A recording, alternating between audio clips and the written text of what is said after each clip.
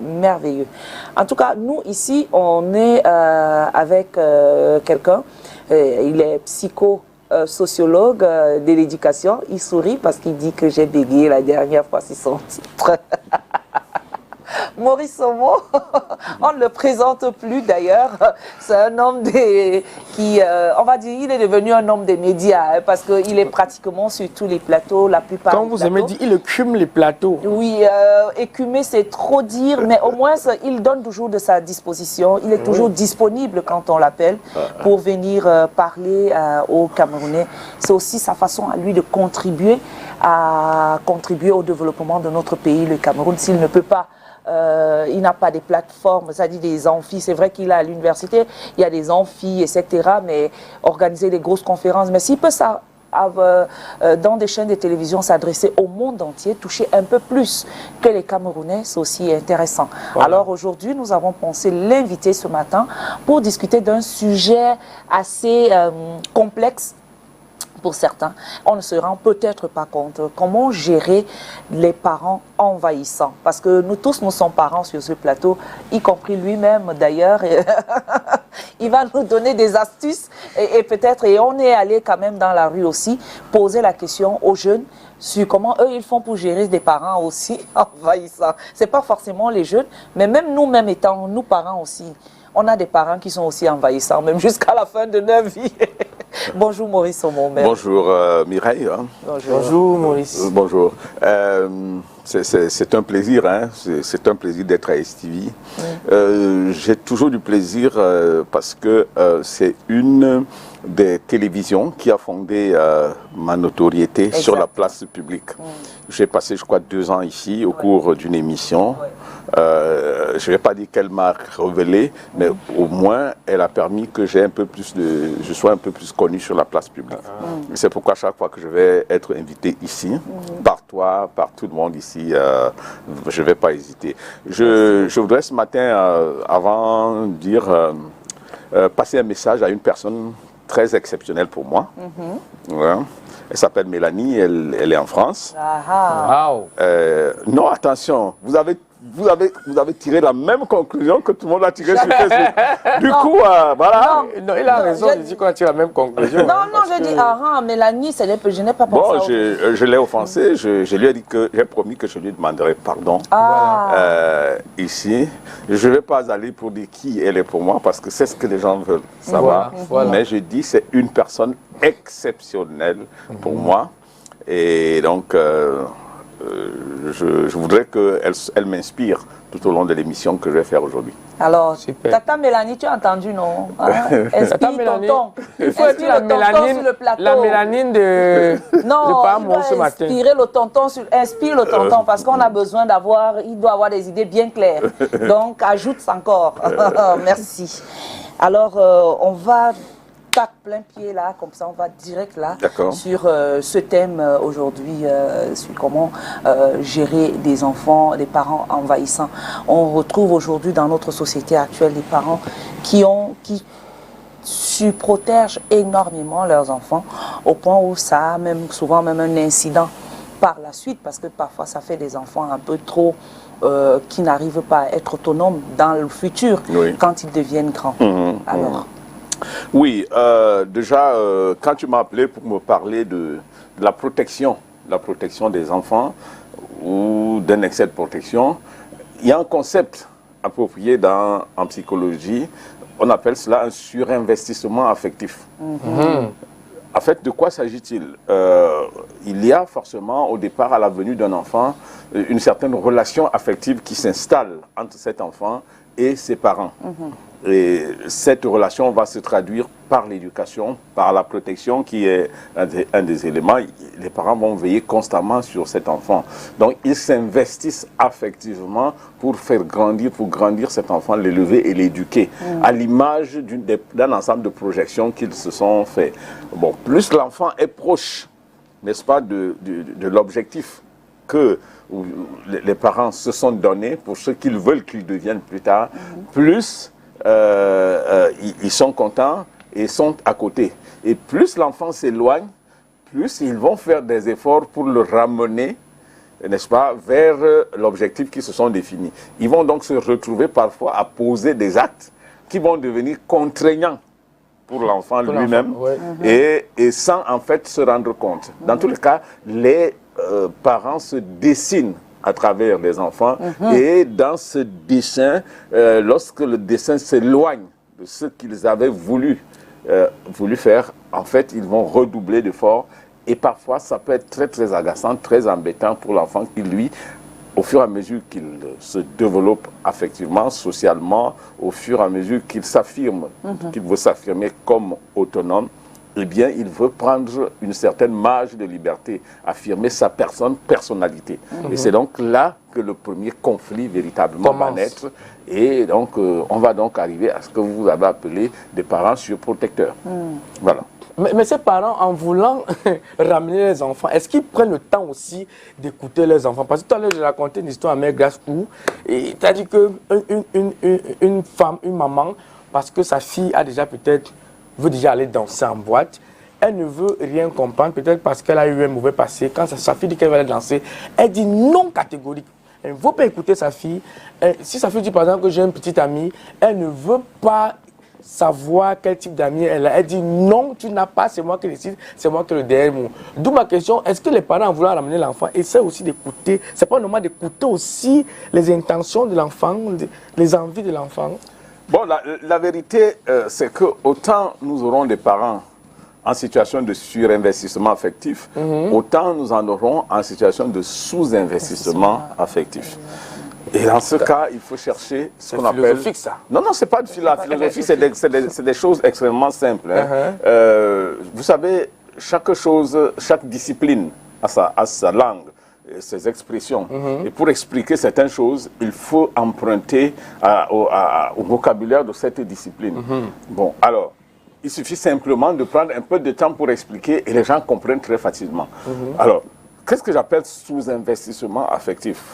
Il y a des enfants, en réalité, qui, au fur et à mesure qu'ils se développent, ils font ce qu'on pourrait appeler des sorties de piste. C'est-à-dire qu'il y a des règles, des normes de l'environnement, de la société, de la famille dans laquelle ils sont, et qu'ils vont systématiquement agresser parce qu'ils sont face à leur liberté, ils sont face à une certaine pression interne à eux, vous voyez, qui pousse vers un certain nombre d'attitudes.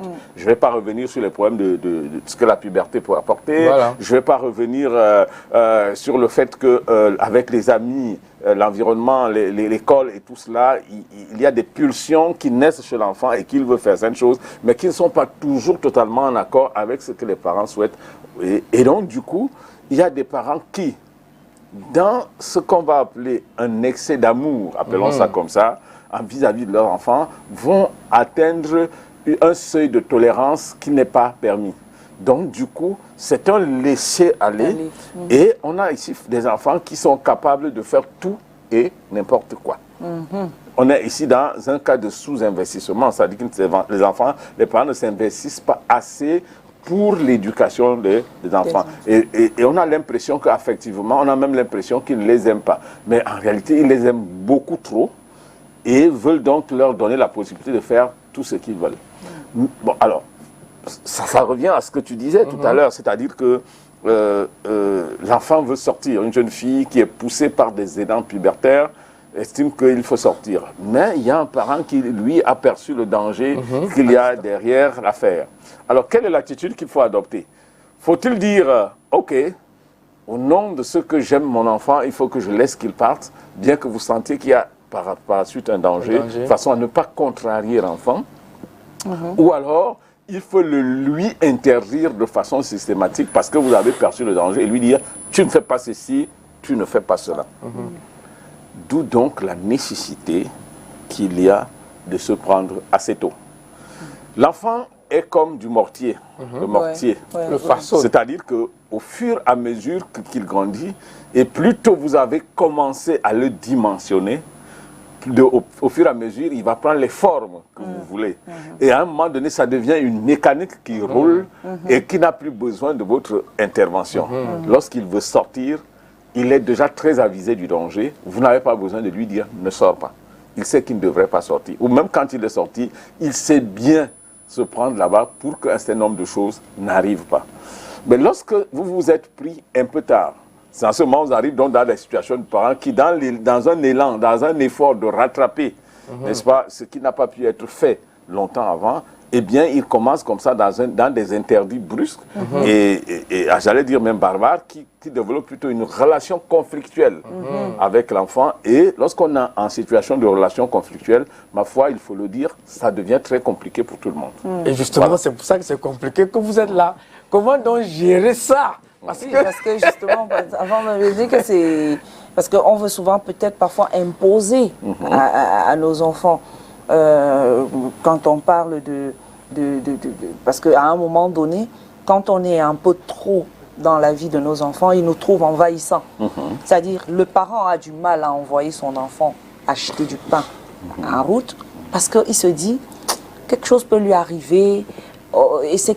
Et puis non, il faut une grande personne. On va prendre quelqu'un de plus âgé pour aller faire ainsi de suite. L'enfant va grandir ainsi. Il y a des enfants qui, jusqu'au CM2, parfois même jusqu'en 6e, en classe de 6e, le parent est toujours là avec lui, l'accompagne encore à l'école, en 5e, en 3e, jusqu'en 3e, mais parfois terminale.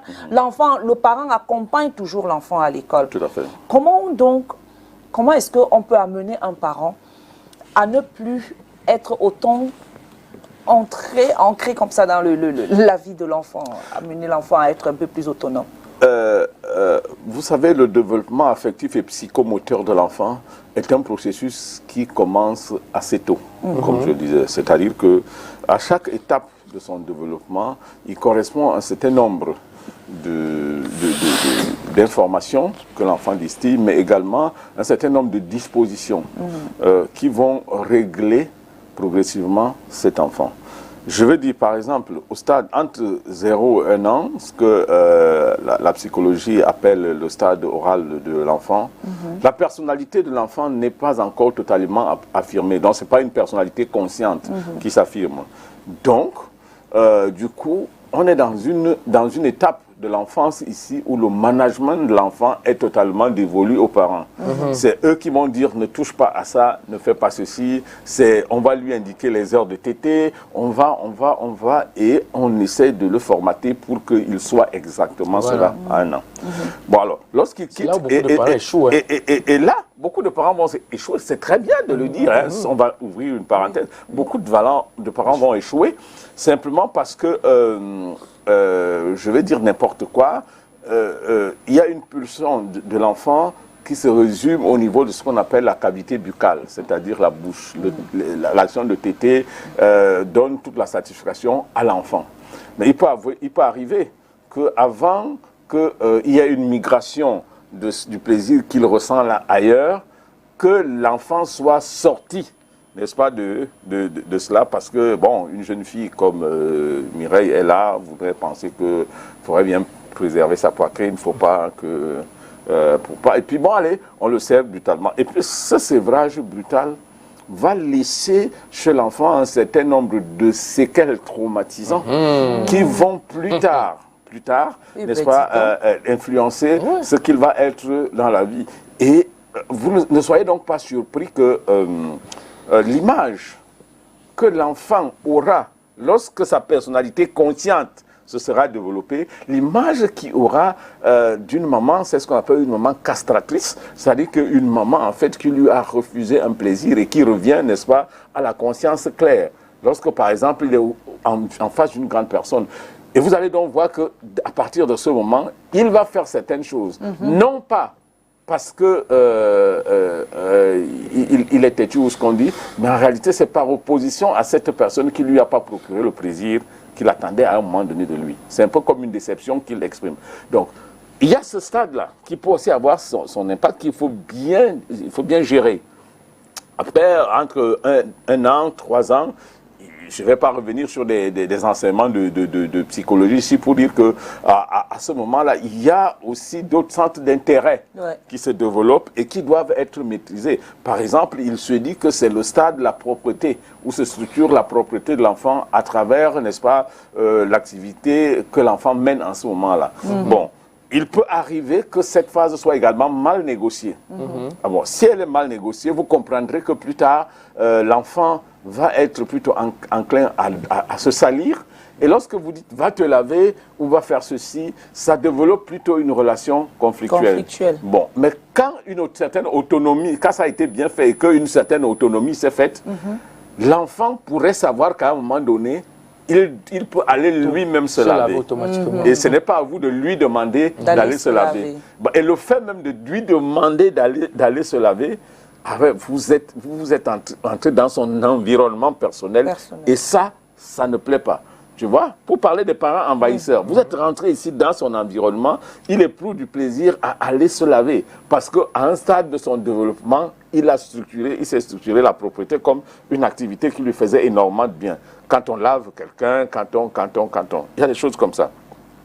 Il y a plus tard encore d'autres stades que nous pouvons, le stade phallique par exemple, à plus de 5 ans, on connaît bien le conflit édipien qui peut se structurer entre un enfant et ses parents.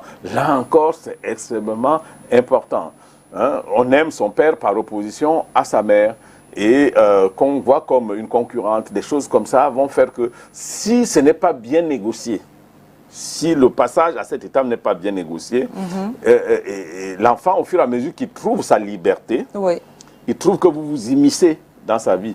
Et le tout va vraiment faire le clou, n'est-ce pas, lorsqu'il sera entre 12, 13, 14 ans, avec ce que j'ai dit tout à l'heure, c'est-à-dire que l'enfant, quand c'est une jeune fille, il a vu, il s'est déjà développé, il y a des pulsions particulières qui viennent en lui et qu'il veut gérer. Il se sent suffisamment grand parce que la période de puberté est une affirmation des pressions internes qui veulent que l'enfant affirme totalement sa liberté.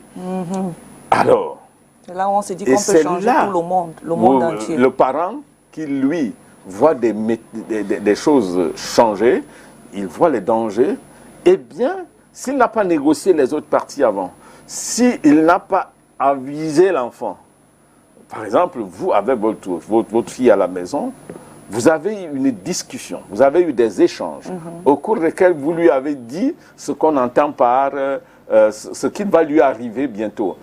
Voilà, tu as déjà pris des formes, tu as déjà une poitrine développée, tu es une belle fille. Il faut que tu saches que de temps en temps, tu auras envie que quelqu'un te touche. Et attention, c'est très dangereux parce que si tu le fais, voici les conséquences qui vont arriver. Ce dialogue permanent et constant, cet échange, non pas qui doit se passer d'une certaine manière, de façon particulière. Vous l'amenez pas votre enfant, vous le placez là, vous dites, bon, ok, maintenant tu vas devenir une grande fille. Tu vas, non. Non. Il faut toujours trouver des prétextes. D'accord. Des prétextes. Vous êtes à la maison, asseyez-vous au salon et regardez la télévision ensemble. Une scène d'un film, une scène érotique peut survenir. Eh bien, ne dites pas, oh, lève-toi. Va dans la chambre. Dans la chambre. Non. Ou alors ferme tes yeux, c'est pas de ton âge. Ferme les yeux, c'est pas de ton âge ou quelque chose dans ce sens. Non. Alors ce qui se passe, c'est que vous restez, vous regardez. Dès que vous avez fini de regarder, elle va vouloir se lever pour partir. Tu dis, attends, j'ai oublié. Tu as vu ce que moi aussi j'ai vu. Qu'est-ce que tu as vu? J'ai vu ceci, j'ai vu ceci, j'ai vu ceci. Alors, qu'est-ce que tu en penses? Est-ce que cela s'est déjà manifesté en toi? Et comment cela s'est-il manifesté? Comment tu l'as ressenti? Est-ce que tu as déjà vu, comme tu as vu ce monsieur, il a abordé cette jeune fille. Tu as entendu ce qu'ils se sont dit. Est-ce qu'il t'est arrivé parfois quelque chose dans ça? Comment tu réagis? Et ça, au fur et à mesure que vous échangez, tu vas tu en profites chaque fois pour dire, attention, effectivement, quand ça s'est passé comme ça, voilà où ça aboutit. Quand ceci s'est passé, ça a abouti. Ce n'est pas un tribunal. Ce n'est pas une autre école que vous instituez dans la maison. Parce que les gens ont l'impression que il s'est dit, bon, à 10 h aujourd'hui, je vais appeler mon enfant, il faut que chaque fois à 10 h il vienne qu'on parle de ceci. Non, mais non, il en retirera. Ça le gêne à la limite. Il n'en a pas besoin. D'accord. C'est dans une convivialité familiale, dans un contexte hasardeux que vous créez. Vous attendez ça. Lui ne sait pas que vous attendez. Elle ou elle ne sait pas que vous attendez ce moment. Mais ça va vous être donné. Il suffit simplement d'être un parent qui est à la maison le soir. Hein, Il n'est pas comme toi qui n'est pas à la maison souvent le soir, tu es dehors. Voilà. Mais ce que vous dites là, Maurice, j'ai l'impression que s'il n'y a que les parents psychologues comme vous qui le faites, hein, parce que ce que vous dites là, imaginez un parent qui le fait de nos jours. Posez des questions. Tu as vu ce qui vient de se passer là? Qu'est-ce que tu en dis? Tu en penses? Mais est-ce que toi, tu penses qu'un parent peut faire ça de nos jours? La société est en permanente. La société est en train de changer. Elle est en mutation. Voilà. Il y a une génération de parents nouveaux qui arrivent et qui vraiment s'ajustent aux exigences aujourd'hui. La relation entre les parents et les enfants d'une époque est aujourd'hui ne peut plus jamais être la même aujourd'hui. Parce que les parents sont de plus en plus instruits, de plus en plus informés. Ils savent certaines choses. Donc ce que je dis là, il y a beaucoup de parents qui le font. Et nous, éducateurs, nous qui sommes des éducateurs, nous qui faisons dans le domaine de la psychologie, notre rôle est là. Notre rôle est effectivement, à travers des émissions comme ci, d'édifier les parents sur la façon de faire. Sans faire du publicité, je suis consultant dans un cabinet qui s'appelle Éducaciste, sans publicité. Et d'ailleurs, même j'ai le droit de faire publicité à STV, parce que vous ne me donnez rien là. Voilà. OK. Alors, le cabinet Éducaciste où je suis consultant, eh bien, après, ici, je vais recevoir des parents, je vais recevoir des enfants, et nous causons, nous discutons. C'est de ces choses que nous parlons et de ces choses que nous discutons. C'est l'accompagnement indispensable qu'il y a dans la société moderne, qui va faire qu'en réalité, des situations comme celle des parents envahissants ne se posent plus. Bon, les parents archaïques, c'est d'une époque qui ont pensé qu'ils sont installés sur des piédestals, les enfants sont au bas, et qu'ils peuvent donner de façon verticale des instructions aux enfants. Ce mode de relation parent-enfant est totalement révolu.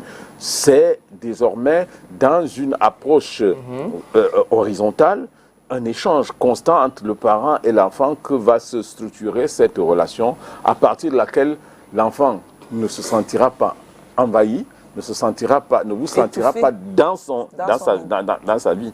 Je ne vous surprends pas en vous disant qu'il y a des choses que vous voudrez dire à vos enfants, mais ils connaissent ça depuis. Ils sont au courant de ça depuis longtemps. C'est vrai, et quand toi, tu viens lui parler de certaines choses... Il rigole. Oui, il rigole. C'est vrai. Il en rigole, il dit, mais qu'est-ce qu'elle en sait, bon Dieu. Et donc, il faut donc faire attention à vos enfants au niveau du niveau qui est le leur aujourd'hui et vous ajuster, vos parents. Parce que la question, est-ce que c'est les parents qui sont envahisseurs ou c'est les enfants qui sont envahisseurs? Qui envahit qui est mauvais en réalité? Est-ce que ce n'est pas finalement le parent qui en réalité n'a pas pris l'éducation de son enfant sous le bel angle, sous l'angle qu'il faut? Voilà, c'est un peu le questionnement. Se remettre soi-même en cause en tant que parent permettra de mieux aborder son enfant et probablement de ménager une relation acceptable. Mais parce que nous parents, on est souvent un peu trop dictateurs. Oui. On veut imposer notre façon de voir les choses aux enfants. Oui. Moi-même, je suis parent. Et ça, parfois, j'ai souvent eu envie j'ai souvent fait ça. Et au point où mes enfants me l'ont reproché moi-même personnellement. Mais il a fallu que je dose un peu pour commencer et voilà, je conjugue avec ce qu'ils sont en train de dire. Et puis, on essaye d'aller sur un terrain au point où, comme mon fils disait, nous sommes adaptés à elle et elle s'est adaptée à nous. Voilà. Ben, il a tout dit. Et c'est souvent très difficile pour un parent. Parce qu'il y a l'ego qu'on a qui est un peu touché. Je suis le parent et quand je dis tu fais comme ça, voilà, si je dis va te laver, va te laver. Si je dis va faire ça, tu dois faire ça. Est-ce que tu as fait tes devoirs? Est-ce que tu es parti là-bas? Et parfois on étouffe l'enfant avec trop de questions sur sa vie, sur son intimité, au point où on ne se rend même pas compte. Et ça peut rendre un enfant peut-être demain un mauvais garçon ou une mauvaise fille. Oui, il y a quelqu'un qui a écrit un très bel ouvrage sur ce que les enfants sont en général l'accomplissement du rêve. Les parents se projettent à travers les enfants. Oui, c'est-à-dire qu'ils veulent être eux à travers les enfants. Alors cette forme de projection est à l'origine de la majorité des problèmes que nous avons aujourd'hui, que les parents ont aujourd'hui avec les enfants. C'est-à-dire que l'enfant qui arrive, déjà il faut le dire, hein, ça commence très tôt. Ça commence d'ailleurs très tôt. Il y a des parents qui, avant même que la maman, le jour où il va dormir avec une femme, il sait déjà à peu près quel genre d'enfant il s'en va fabriquer. Et là, il a dessiné le genre d'enfant qui s'en va fabriquer.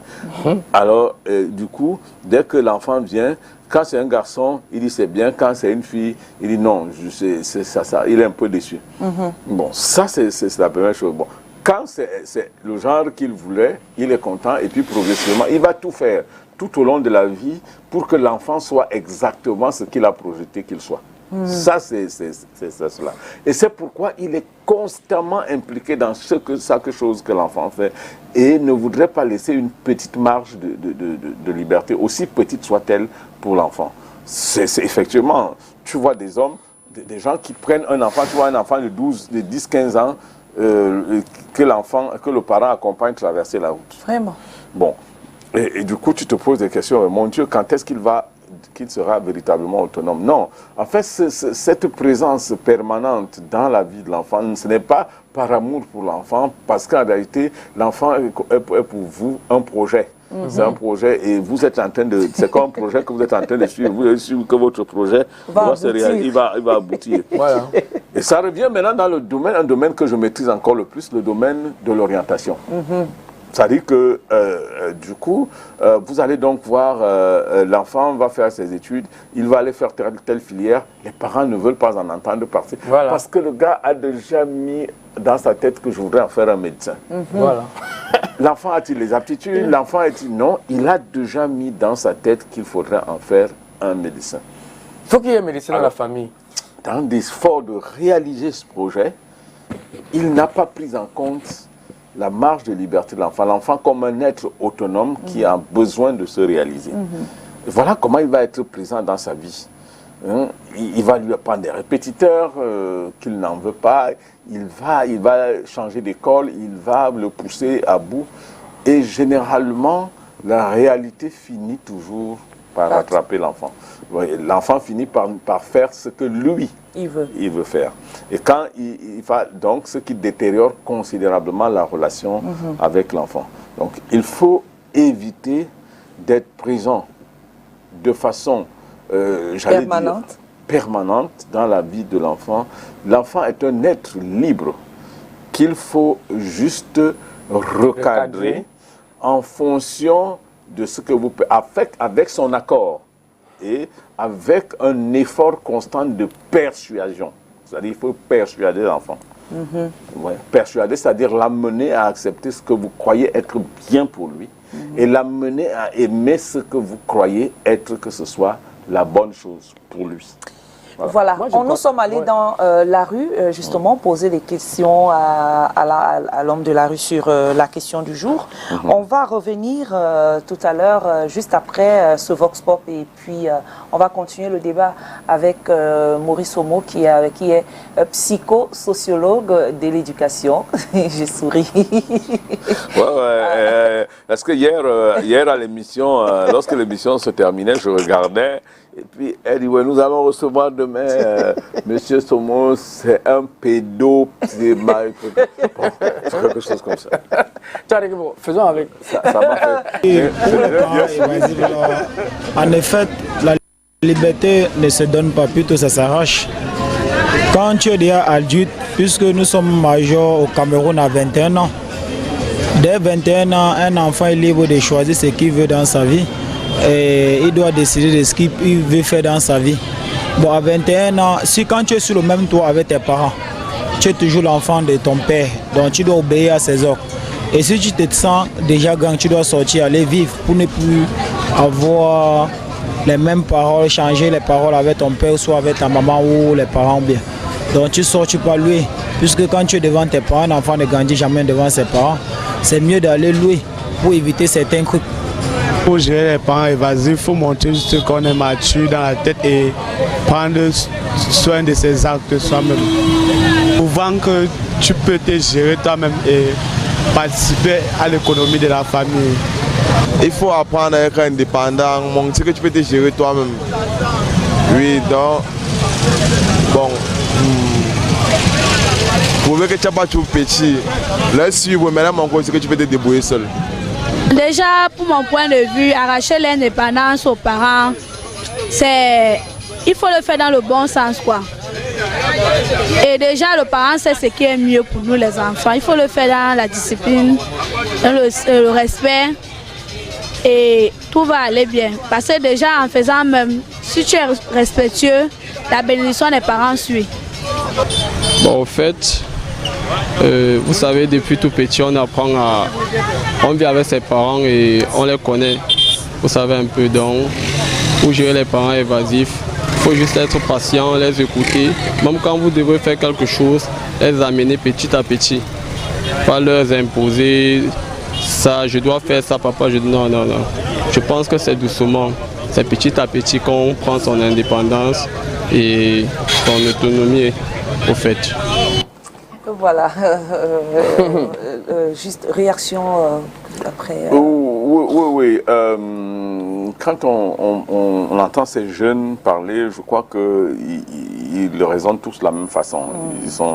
Ils sont tous unanimes qu'il est intéressant que les parents, que c'est déjà bien de suivre la volonté des parents, mais qu'il est bien également que les parents sachent qu'à un moment donné, il faut ouvrir et leur laisser faire. Je vais vous dire, il y a ce qu'on appelle la socioculture de référence pour chaque communauté, pour chaque peuple, ou si vous voulez. Ce qui se passe en Afrique n'est pas forcément ce qui se passe en Europe, par exemple.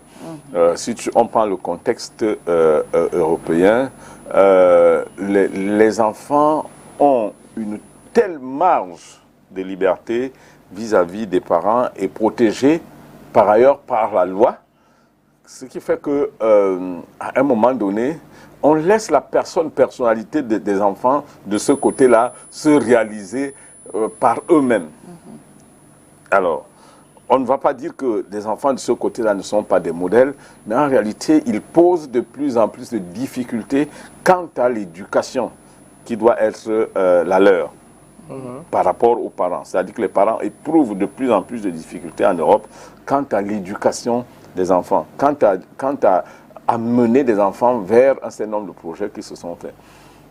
Les enfants, généralement, qui parfois ont une vision assez rabougrie de la vie et une méconnaissance de la société, n'est-ce pas, se limitent à ce qu'eux, ils pensent être leur société, et donc, du coup, se limitant à ça, on est dans une société en fait qui est en perte totale d'une marge de progression qui devait être cela. Ça veut dire quoi? Si un enfant dit par exemple qu'il ne veut pas aller amener ses études jusqu'à un bac plus 5, vous ne pouvez pas le lui imposer, vous ne pouvez pas lui amener facilement de ce côté-là, parce que il se sent suffisamment libre, il ne sent pas le poids l'importance du parent que vous êtes pour lui. Alors, pourtant, la culture africaine qui est la nôtre fait que les parents sont de plus en plus, sont toujours présents dans l'éducation des enfants. Vous voyez, ces enfants qui disent se séparer du joug des parents comme si on était dans une forme d'esclavage, et qu'à un moment donné, il faut se casser de là. Ils savent que ils sont comme dans l'obligation de le faire. Et ceci est rendu facile par notre culture. J'ai dit que là, vous êtes chez vous. Si votre enfant vous manque de respect, vous allez le corriger, vous lui dire, vous allez faire ça. Ah non, vous ne verrez pas la police à votre porte vous dire, mais pourquoi vous avez imposé ci, pourquoi vous avez imposé ça. C'est ce qui se passe en Europe. On sait, vous corrigez votre enfant et ça c'est acceptable ici chez nous, en Afrique. Mais ailleurs, vous le faites. Papa, tu fais ça, j'appelle la police. Et la police est vite arrivée et puis on sait ce qui se passe. Il y a ce qui fait que de moins en moins en Europe, les parents sortent de la vie des enfants. On a l'impression qu'ils ne sont pas envahisseurs, mais en réalité, ils vivent pour ces parents un drame intérieur qui est très difficile à gérer. J'en connais qui en viennent aux larmes, c'est-à-dire qui sont complètement dépassés, dépités. C'est-à-dire qu'il voit un enfant qui sombre devant lui, mais il doit laisser l'enfant aller parce que sinon il perd le risque de ne même plus avoir accès à cet enfant. Donc du coup, la souffrance, elle est énorme. Cette mutation, je ne sais pas si elle est positive ou elle est négative de la société occidentale, est ce contre quoi l'Afrique doit tout faire pour lutter. C'est-à-dire que nous devons essayer de garder nos valeurs culturelles en matière d'éducation des enfants, en matière d'implication des parents, parce que vous le vouliez ou non, les parents, même si les enfants aujourd'hui peuvent se dire, connaître un certain nombre de choses en fonction de ce que Internet et tout le monde a permis, il y a la sagesse du parent. Je parle du parent. Mesdames, messieurs, je parle du parent, je ne parle pas du géniteur. Je parle du parent, je parle du géniteur. Exactement. Le géniteur, c'est celui qui il a fait ce qu'il avait à faire. Maintenant, le parent, c'est celui qui a la structure mentale, morale et tout ce qu'il faut, spirituel aussi, pour éduquer l'enfant. Et dans ce sens, il a donc la sagesse nécessaire pour amener l'enfant vers une certaine direction. Et dans ce cas, c'est tout à fait normal qu'il rentre dans la vie. Maintenant, ce que nous devrons simplement admettre ici chez nous, c'est qu'il faut que de plus en plus, on donne une marge de liberté acceptable aux enfants. En nous disant, ils savent déjà un certain nombre de choses. Et ces choses doivent être intégrées là-dedans. D'où l'échange, les discussions et voilà. Et même s'il faut qu'on les donne, les parents, un certain marge, un certain espace, il faut que cet espace soit aussi délimité un peu par nous, les parents, non?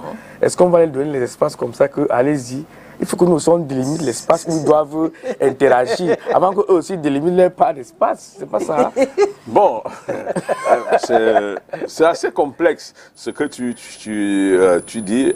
En fait, ce que tu appelles espace pour les parents, c'est en fait le domaine de ce que les parents pensent que ce qui est permis et de ce qui pourrait être interdit. Voilà. C'est ça qui pourrait être le domaine délimité par les parents. Maintenant, dans ce domaine délimité par les parents, est-ce que l'enfant doit s'y retrouver? Effectivement, l'idéal serait que l'enfant s'y retrouve, c'est-à-dire qu'il y ait une forme de consensus entre ce que le parent souhaite et ce que l'enfant souhaite.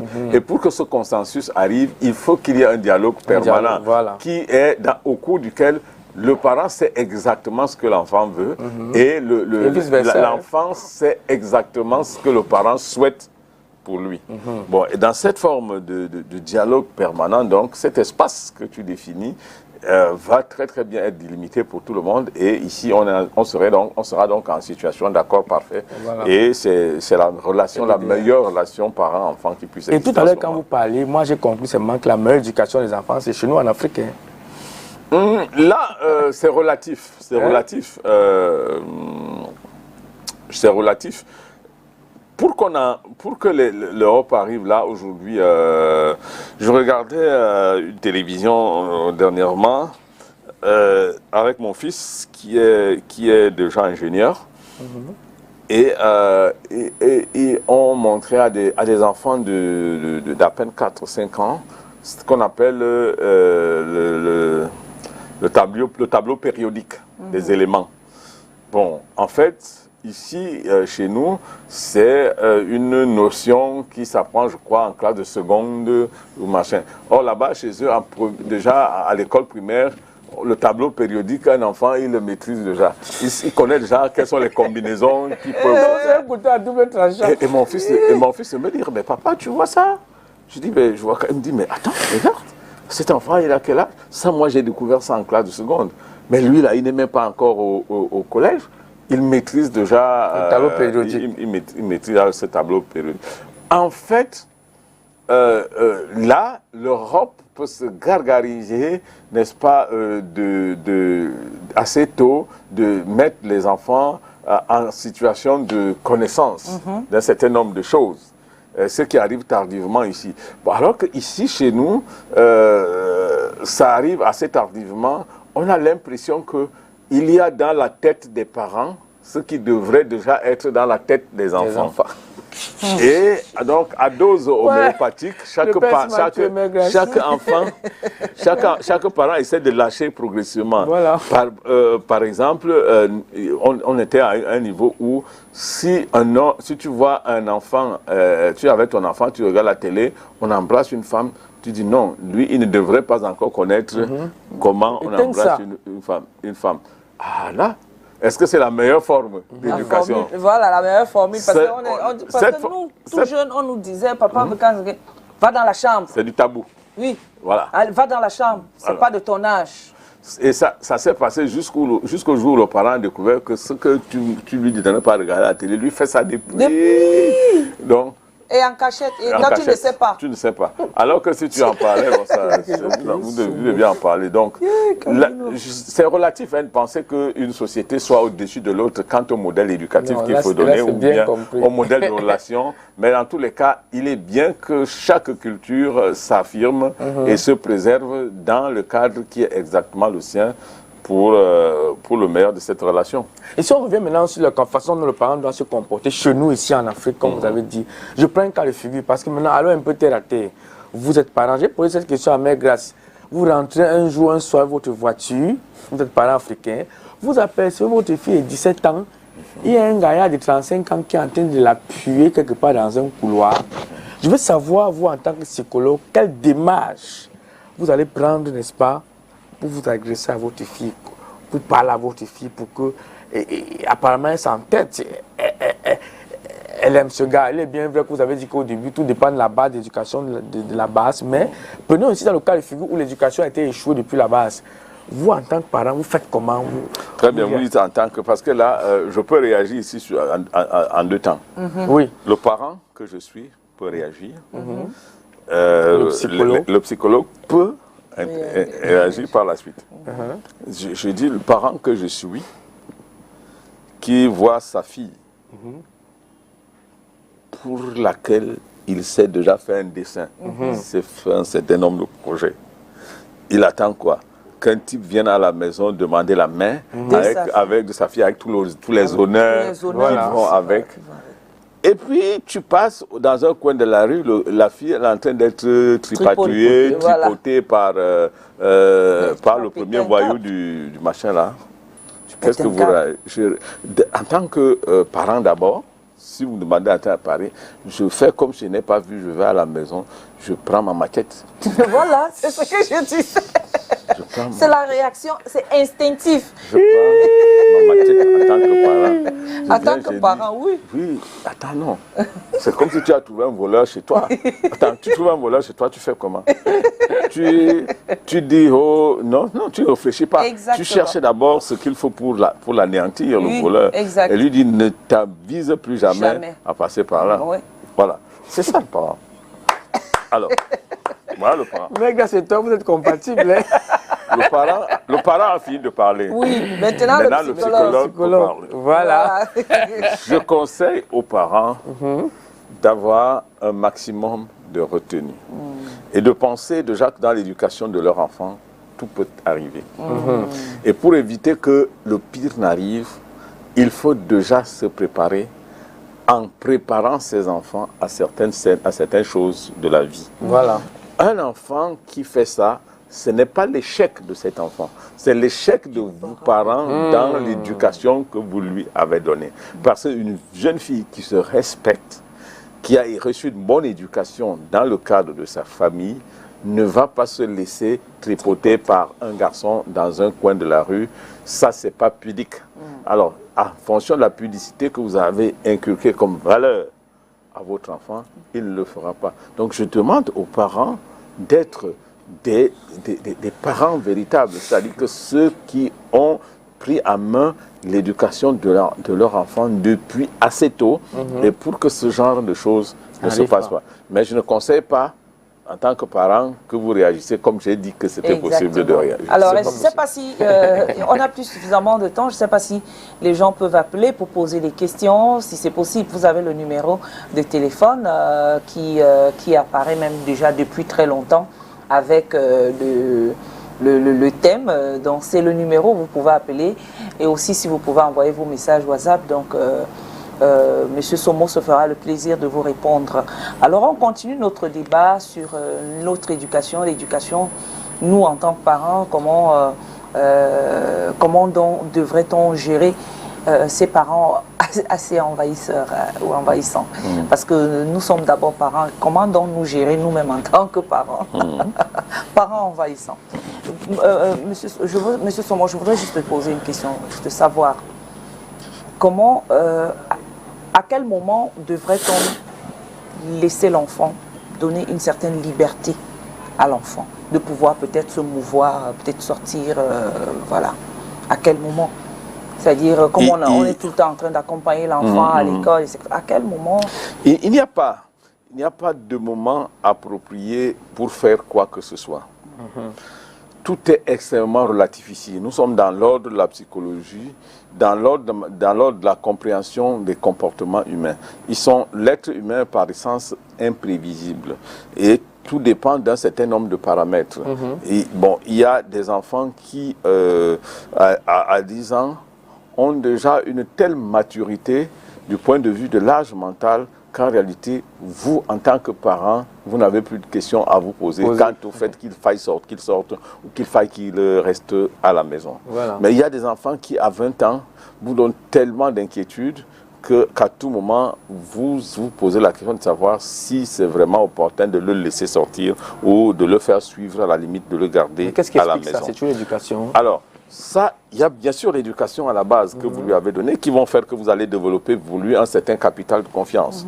C'est possible, mais au-delà de cela, il y a une observation que vous allez faire de façon constante sur l'enfant que vous avez à la maison. Chacun, un parent sérieux et digne de ce nom, connaît son enfant, comme on dit souvent. Ça veut dire que très tôt, tu sais exactement ce que son enfant est capable de faire. Si on me dit, on vient m'appeler, on me dit, ton fils a volé, que je sois capable de dire non. S'il s'agit de vol, ça ne peut pas être lui. Mais si on vient te dire, attention, ton fils a essayé de violer une fille, que je dis, ah, ça c'est lui-là. Ça c'est lui-là.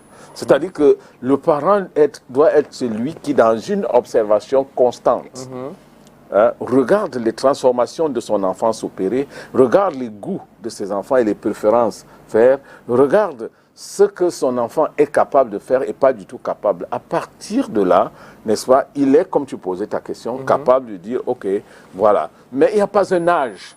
Il n'y a pas un âge pour cela. On dit que bon, dès qu'il a déjà 5 ans, il faut déjà le laisser sortir. Non, il y en a qui, à 5 ans, ne savent même pas par où il va à l'école. Allez donc à la sortie de l'école. Regardez, vous allez voir qu'il y a des enfants, dès qu'on a sonné, ils doivent rentrer à la maison. Le gars, il a pris son sac, il l'a mis au dos. Il file, il s'en va, il sait tout l'incoti. L'incoti, l'incona. Pour arriver chez lui. Oui. Un autre est là. Il a dit que 4 ans, 5 ans, tu les vois, mais ne pense pas que tu peux les tromper quand tu vas tu vas les tromper. Hein. Oui, ils sont très éveillés. Il y en a par contre, dès qu'on a sonné, il a pris son sac, il s'est placé là comme un poteau. On ne vient pas le chercher, non, c'est la directrice de l'école qui a oublié d'appeler les parents. Attention, l'enfant ici. Pourtant, il habite qu'à 100 mètres de l'école. L'autre est à 1 kilomètre, il est venu. Donc, en fonction de l'éducation que vous avez donnée à l'enfant, en fonction de comment vous l'avez vu se comporter, vous savez qu'à ce moment, il prend déjà, c'est possible, il peut déjà. Donc, il faut donc, à dose homéopathique, comme j'ai dit, n'est-ce pas, essayer de donner le champ de liberté à l'enfant progressivement. Si aujourd'hui, vous lui avez dit, va acheter du pain, vous avez fait suivre par un aîné, il est allé, et l'aîné, ils sont revenus. Le lendemain, tu dis, ton grand frère n'est pas là, aujourd'hui, tu vas devoir acheter le pain toi-même.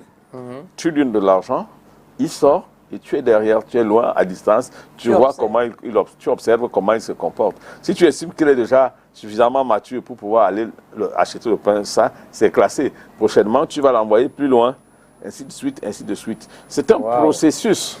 Hein, c'est un processus. Aujourd'hui, nous sommes malheureusement dans une génération spontanée par rapport à l'éducation des parents, génération spontanée. C'est-à-dire qu'on fait un enfant, on le regarde grandir dans la cité, il prend ses marques comme il veut. Nous ne sommes pas là pour savoir exactement vers où ses préférences tendent, et ainsi de suite. Nous sommes préoccupés par des choses, peut-être c'est le contexte économique qui nous y contraint. On est plus préoccupés à trouver ce qu'ils vont manger et où ils vont dormir qu'en réalité ce qu'ils vont devenir. Voilà. C'est pourquoi, n'est-ce pas, il se développe ce qu'on pourrait appeler une génération spontanée d'enfants. Je connais. Voilà, on est déjà à la fin. On est à la fin. Ma dernière question. Je connais une femme. Déjà, c'est la fin. Vous savez, quand on est à côté de quelqu'un qui est très, très, très drôle, qu'on aime souvent regarder, et qu'on est à côté d'une femme qu'on aimerait garder toute une vie à côté de soi. Voilà. Bon. Mon tonton, on ne peut pas le temps passer. c'est ma fille hein, en passant. C'est mon tonton aussi. Donc, on ne voit pas le temps passer. Je sais qu'il y a beaucoup de personnes, il y a beaucoup d'hommes qui aimeraient être à ma place là, en ce moment. Voilà. Ah, désolé. Alors, on conclut en disant quoi pour ces parents qui sont envahissants et qui ne se rendent pas compte qu'ils sont envahissants dans la vie de leurs enfants? C'est le plus grand danger qui peut être aujourd'hui, c'est celui d'un parent d'être envahissant dans la vie de son enfant et que lui, parent, ne s'en rende pas compte. Le conseil que je voudrais donner à tous les parents qui nous regardent aujourd'hui, c'est d'abord de faire une forme d'autopsychanalyse, une forme d'inquisition interne. Savoir qu'est-ce que je veux pour mon enfant? Et qu'est-ce que mon enfant, lui, il veut? Est-ce qu'il y a une conformité entre ce que mon enfant veut et ce que moi je veux? Comment est-ce que je peux me mettre avec mon enfant pour qu'ensemble on essaye de dessiner ce qu'il veut? Quels sont les moments où il peut avoir besoin de moi et quels sont les moments où il a besoin de sa marge de liberté? Ces questions, vous devez vous les poser. Une fois que vous avez trouvé des réponses à ces questions, vous avez trouvé le juste milieu pour l'éducation de votre enfant ou bien pour la relation, pour une relation saine et parfaite avec vos enfants. En tout cas, merci Monsieur Somon, Maurice Somon d'être passé ce matin. Ce fut un grand plaisir. On vous invitera à nouveau. Il faut être sûr pour cela. Alors, sinon, je vous mettrai le... Ça, c'est du spécialiste. Là, j'utiliserai la famille pour cela. La famille, voilà. Merci Calvino d'être passé. Merci Mégras. J'aime beaucoup Calvino. Hein. Merci. C'est bon. Quand je regarde, c'est pas toi que je regarde, c'est Calvino que je regarde. Il est très drôle. Même quand j'avais ma dernière question, je vais poser ça prochainement. Il n'y a pas de souci. Vraiment, ce sera avec plaisir. Merci beaucoup. Merci Calvino. Et puis merci à tous les téléspectateurs d'avoir été nombreux à regarder cette émission. Demain, quand il sera 10h, nous serons encore là, Calvino et moi.